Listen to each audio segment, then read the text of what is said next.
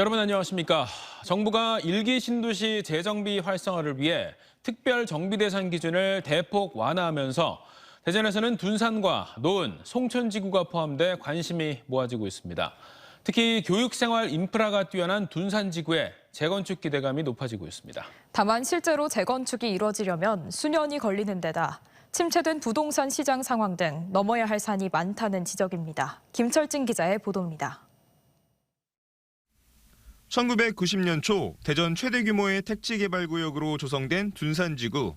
준공 30년을 넘기면서 건물 노후화로 재건축 요구가 높지만 안전진단 기준을 비롯해 층수 제한과 낮은 용적률 등으로 사업 추진이 어려웠습니다. 하지만 정부가 노후계획도시 정비에 관한 특별법을 통해 파격적인 인센티브를 주겠다고 밝히면서 돌파구가 마련될 전망입니다. 특별법 적용 대상은 택지 조성 20년이 지난 100만 제곱미터 이상 택지로 대전에선 둔산과 노은, 송촌지구가 해당됩니다. 특별 정비구역이 되면 기반시설을 확충할 경우 안전진단이 면제되고 2종에서 3종 일반 주거지역 등으로 상향 시 용적률도 300%까지 완화됩니다. 다만 지자체장이 기본계획을 수립해야 하기 때문에 모든 노후계획 도시가 대상이 되는 건 아닙니다. 현재로선 둔산지구가 가능성이 가장 높고 210에서 220% 수준인 용적률이 300%로 높아질 수 있습니다. 오는 2025년쯤 기본계획이 나오면 이후 사업이 추진될 전망입니다. 90에서 80% 정도는 용적률 상향이 가능할 것으로 보입니다. 다만 정비 기본계획의 수립을 통해서 그런 용량이라든지 밀도를 종합적으로 검토를 해야 될 것으로 판단됩니다. 관건은 침체된 부동산 시장 상황입니다. 대전은 지난해부터 2년째 아파트 값이 하락하고 있는 데다 최근 미분양 물량까지 급증해 용적률 상향만으로 수익성을 기대하기 어렵기 때문입니다.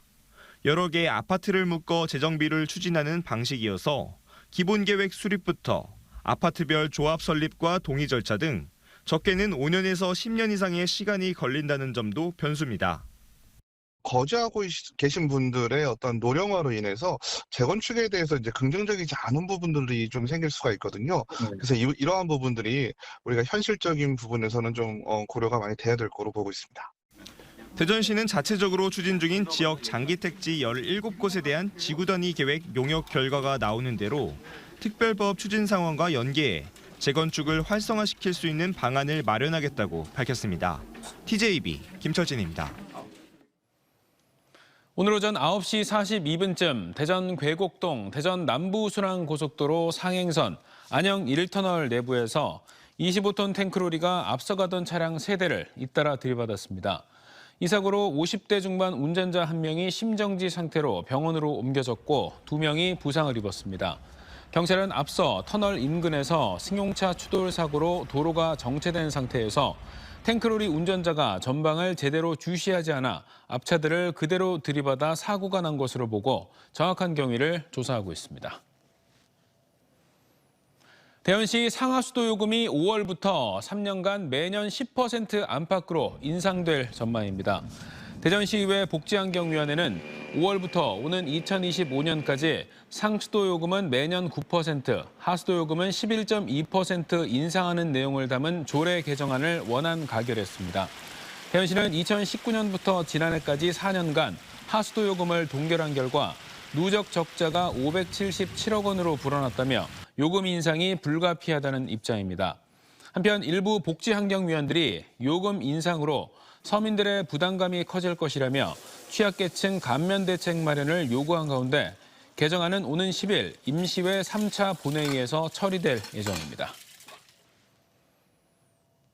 지난 2002년과 2009년 서해 안면도에서 열렸던 세계적인 꽃의 제전, 국제 꽃박람회가 원예 치유 박람회로 이름을 바꿔 다시 추진됩니다. 충남도가 2026년 개최를 목표로 준비 작업에 본격 착수했는데요. 관광과 건강, 치유, 원예 산업을 접목해서 새로운 가능성을 열 수 있을지 주목됩니다. 강지런 기자의 보도입니다. 천혜의 비경을 가진 서해 안면도에서 펼쳐진 천만 송이 꽃들의 향연. 2002년과 2009년 두 차례의 꽃 박람회는 전 세계 400만 인파가 찾아와 하나로 어우러진 꽃과 바다를 즐겼습니다. 특히 2009년 박람회는 2년 전 기름 유출의 아픔을 극복한 이른바 태안의 기적을 세계에 알린 뜻깊은 무대였습니다. 안면도에서 다시 그날의 영광을 재현하는 또 하나의 박람회가 추진되고 있습니다. 특히 이번에는 기존 꽃의 범위를 확장해 원예의 치유를 포함하는 첫 박람회로 추진되며 2026년 4월 안면도 꽃지 일원에서 30일 동안 치른다는 계획 아래 충남도의 연구 용역이 시작됐습니다. 원예 산업과 치유 산업을 아우러서 주제로 하는 전국적으로는 저희 도에서 최초로 국제적인 행사가 개최된다는 데 그 의미가 있다 하겠습니다.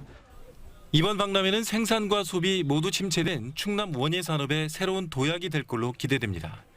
특히 서해안 지역의 원예, 바다 자원의 브랜드를 세계에 알리고 산업적 가치를 건강과 치유의 의료적 가치로 끌어올리는 계기가 될 전망입니다. 충남도는 박람회 개최를 통해 생산 유발 1,088억 원, 부가가치 유발 583억 원의 효과가 있을 걸로 추정하고 있습니다. 태안 지역 주민들은 침체된 지역 경제에 활기를 가져올 것이라며 환영하고 있습니다. 원예 박람회가 개최가 된다니 상당히 많이 기대가 되고 또한 지역 주민 한 사람으로서 경제 활성화에 많이 도움이 되리라고 생각합니다. 충남도는 연구 용역을 마친 뒤 8, 9월부터 국제공인 승인 절차에 들어가며 내년에는 조직위원회를 가동하고 본행사 1년 전인 2025년 사전 박람회를 열어 행사 분위기를 돋울 계획입니다.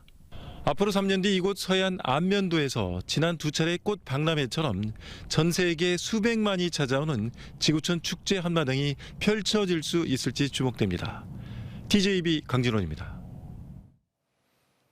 침체됐던 예산군 전통시장이 예산 출신의 외식 사업가인 백종원 효과로 다시 활기를 띠고 있습니다. 예산군과 백종원 대표의 더본코리아가 주도한 예산시장 살리기 프로젝트를 통해 예산시장에는 지난달 음식점 5곳이 문을 열었고 주말 15,000명 등 한 달간 전국에서 10만여 명이 찾은 것으로 나타났습니다. 프로젝트 전에는 하루 최대 200명이 찾아오는 수준이었는데 더본코리아가 시장 내 빈 점포 5곳을 맛집으로 탈바꿈시키는 전 과정을 유튜브로 방송한 이후 관광객들은 물론 전국 지자체가 벤치마킹을 위해 찾고 있는 명소가 되고 있습니다. 지역 내 소상공인들의 유통판로 확대와 온라인 플랫폼과 연계한 마케팅 강화를 위해 추진된 공주시 로컬 유통 채널 구축 사업 모델숍 오픈 행사가 공주시 중동 탄소형 협동조합에서 열렸습니다. 공주의 동네 단위로 로컬 유통 채널 휘파람 마켓을 구축한 것으로 중소벤처기업부와 소상공인 시장 진흥공단이 주관하고 공주시와 플랫폼 업체 등이 참여해 매장 8곳과 생산자 25개 업체를 선정해 소비자들에게 공급하게 됩니다. 세종에 연고를 둔 축구단 바네스FC 관련 보도 오늘도 이어갑니다. 이번에는 축구단명을 같은 이름의 가상화폐에서 따왔다는 의혹이 제기됐습니다. 동명의 가상화폐 업체와 관계사가 축구단과 10억 원에 이르는 스폰서 계약을 맺었고 구단 명칭으로 사용하기로 했다는 건데요. 구단 대표는 사실이 아니라며 해명하고 있는 가운데 세종시는 이딴 논란과 관련해 연고지 협약을 다시 신중히 살펴보겠다고 밝혔습니다. 이수복 기자의 보도입니다. 세종 바네스FC 축구단 단장의 취임식 당시 사진입니다. 한 남성이 단장 바로 옆에서 환한 미소를 띠고 있습니다. 구단 행사까지 챙기는 이 남성은 지난해 8월 발행된 가상화폐 바네스코인 업체 관계자입니다. 바네스코인은 국내 주요 가상화폐 거래소에서 찾아볼 수 없고 해외 거래소에서는 하루 거래량이 14달러, 우리 돈 18,000원 정도밖에 되지 않습니다. 그런데 이 바네스코인이 세종 바네스FC와 5억 원 상당의 스폰서 계약을 체결했습니다. 바네스코인과 같은 모기업을 둔 관계회사인 인터넷 방송사와 경매업체 등 3곳도 1에서 2억 원씩 계약을 맺어 모두 10억 원을 바네스FC에 후원하기로 했습니다. 이 같은 스폰서 계약서는 대한축구협회와 세종시에 축구구단을 운영할 재정적 능력이 있음을 증명하는 데 활용됐습니다. 물론 축구협회 규정상으론 문제가 있는 건 아니지만 코인 홍보를 위해 축구단을 내세운 게 아니냐는 주장이 나옵니다.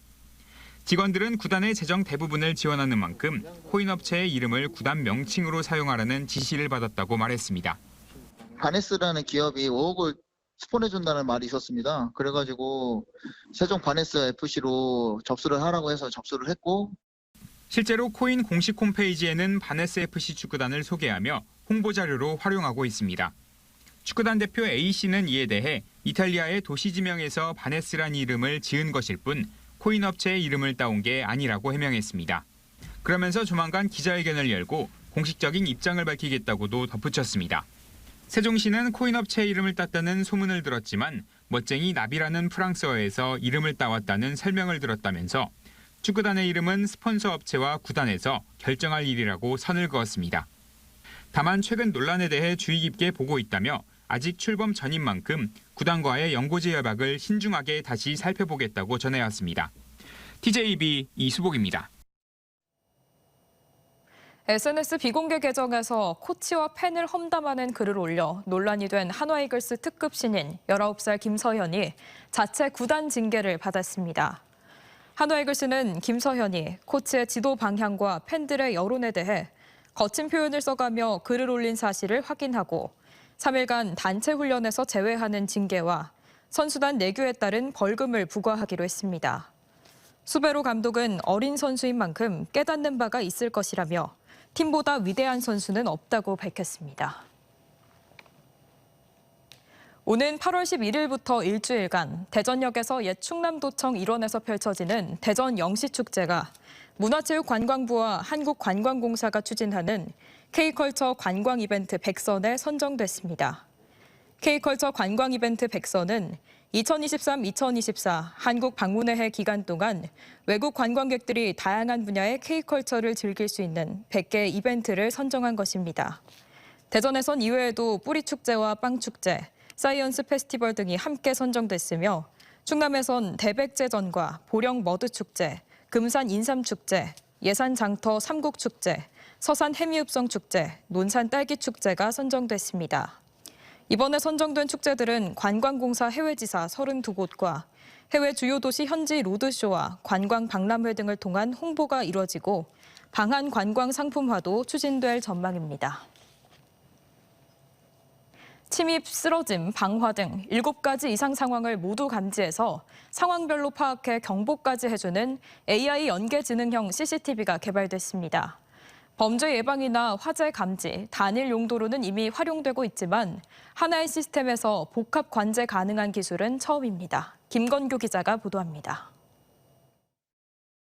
건물 주변 배회, 내부 침입, 이런 이상 상황을 감지하면 즉각 관제센터의 경보를 통해 알립니다.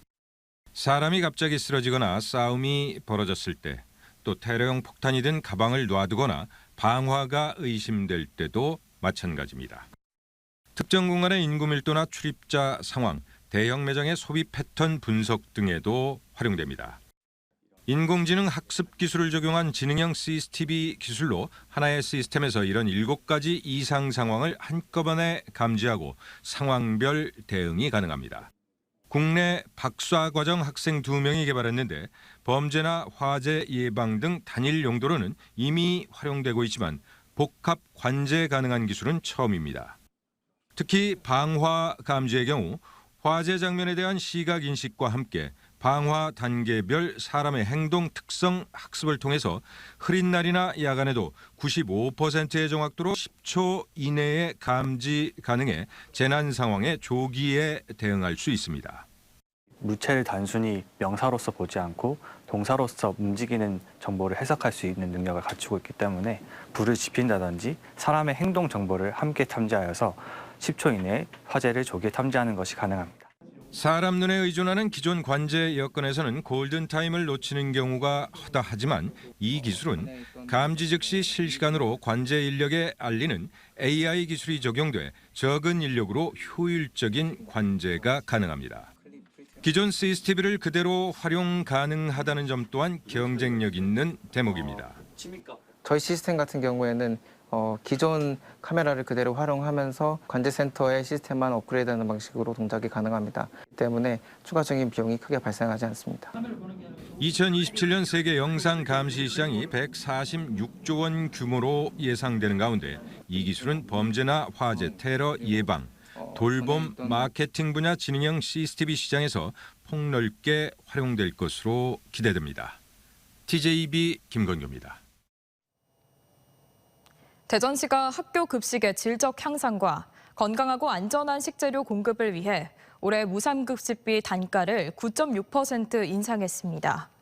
이에 따라 초등학교 급식비는 3,500원에서 3,800원, 중학교는 4,300원에서 4,800원, 고등학교는 4,600원에서 5,000원으로 각각 인상됐고 급식을 못할 때 대체하는 급식비는 5,000원에서 초등은 6,000원, 중고등학교는 7,000원으로 올렸습니다. 혈관 질환으로 쓰러진 40대 댄스 스포츠 학원장이 3명에게 새 삶을 주고 세상을 떠났습니다. 당진시에서 학원을 운영하던 48살 이명선 씨는 지난해 말 두통을 느끼며 잠을 청했지만 다음 날 일어나지 못했고 결국 혈관 질환으로 인한 뇌사 진단을 받아 단국대학교 천안병원에서 자신의 간과 좌우 신장을 3명에게 기증한 뒤 생을 마감했습니다. 유족들은 생전 생명 나눔을 실천하고 싶다는 고인의 말을 지켜주고자 장기 기증을 결심했다고 밝혔습니다. 충남도 산하 공공기관을 통폐합한 뒤 본사를 내포신도시로 옮기는 방안을 두고 찬반 양론이 격돌하고 있습니다. 충남도의회 국민의힘 소속 홍성 예산지역구 의원들은 도 산하기관 본사의 경우 경영 부분만 일부 이전하는데도 더불어민주당 도의원들은 마치 기관 전체가 옮기는 것처럼 거짓 선동을 하고 있다고 비난했습니다. 어제는 일부 기업인 단체들도 공공기관 통폐합과 본사 이전이 필요하다는 성명을 발표한 바 있습니다. 충남도는 경영 효율화 명분으로 경제진흥원 등 아산시에 소재한 산하기관 4곳의 본사를 내포로 이전시킬 예정입니다.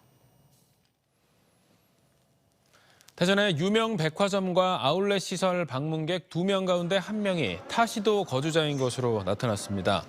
대전 세종연구원에 따르면 신세계 대전점과 타임월드, 롯데백화점, 현대 프리미엄 아울렛 대전점 등 대전권 대형 유통점을 찾은 소비자 400명을 대상으로 조사한 결과 응답자 가운데 대전 거주자가 45%, 타시도 거주자는 55%로 조사됐습니다.